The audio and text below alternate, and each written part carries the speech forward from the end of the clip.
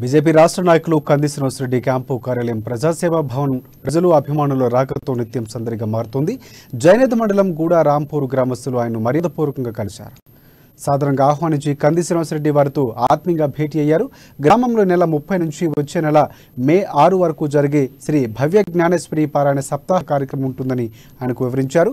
ఆయన స్పందించి కార్యక్రమ నిర్వహణకు తన వంతుగా విరాళం అందజేశారు.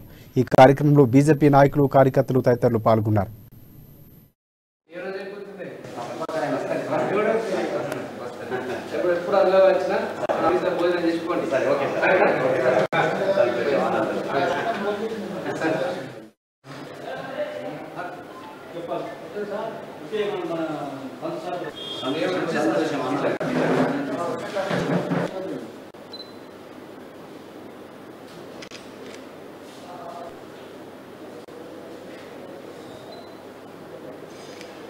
రోజు అయిపోతుంది?